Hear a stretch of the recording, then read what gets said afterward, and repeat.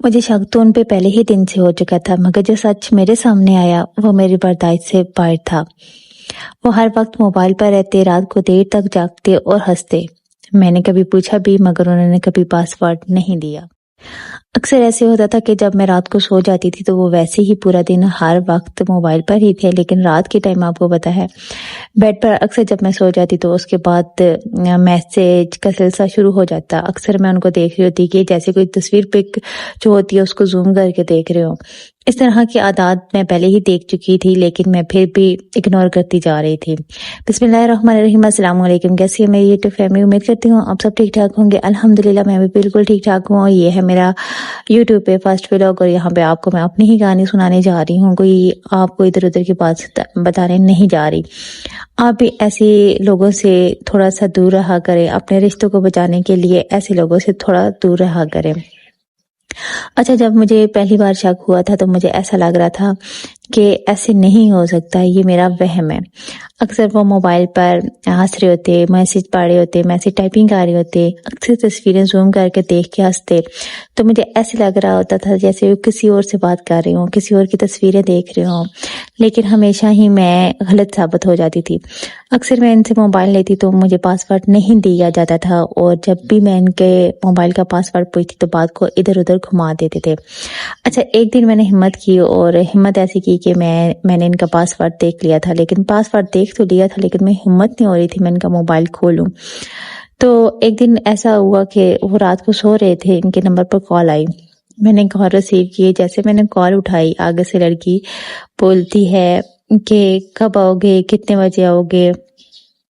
तो जैसे ही मैंने आवाज सुनी ना, तो ऐसे लगता है जैसे जमीन मेरे पाँव के नीचे से निकल गई हो, क्योंकि आवाज जो थी वो जानी पहचानी थी।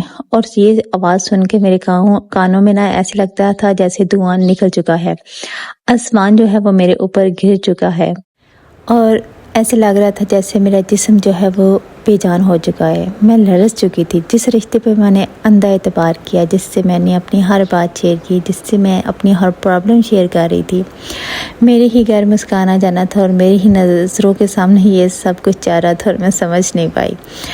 वक्त गुजरता गया, लेकिन वो आवाज़ मेरे कानों में ऐसी बिजली की तरह कड़की कि मुझे ऐसे लग रहा था जैसे इसके बाद मैं कोई और आवाज़ सुन नहीं सकूंगी। खैर, जैसे कैसे करके मैंने उसको जवाब वापस पलटने की कोशिश की, तुम। जैसे ही मैंने ये अल्फाज किया है कि तुम, उसने एकदम से कॉल बंद कर दी, और कॉल बंद करते ही उसने क्या किया, नंबर ब्लॉक कर दिया। मैंने झटपट से अपना मोबाइल उठाया, क्योंकि उसका नंबर मेरे मोबाइल में भी था।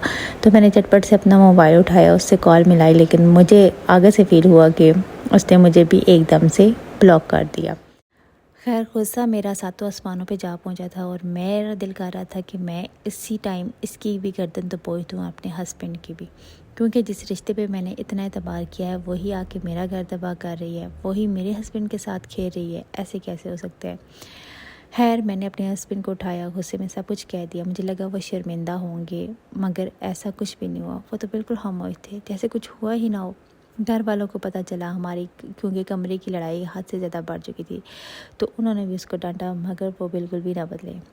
इस वक्त मुझे समझ आ गया था कि मेरा शक गलत नहीं था, मगर सच क्या है, मेरी सोच से भी ज़्यादा बुरा था, क्योंकि मैंने इतना एतबार जिस रिश्ते पे किया था वो थी मेरी दोस्त अपनी।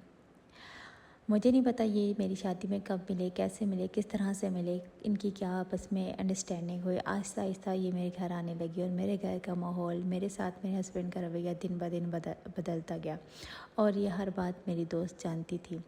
इसके बाद क्या हुआ है, इसके लिए मेरी नेक्स्ट वीडियो लास्ट में देखिएगा। अगर आप मेरे चैनल पर नए हैं, सब्सक्राइब मस्ट कीजिएगा। इसी बात से इजाज़त चाहती हूँ। ओके, अल्लाह हाफ़िज़।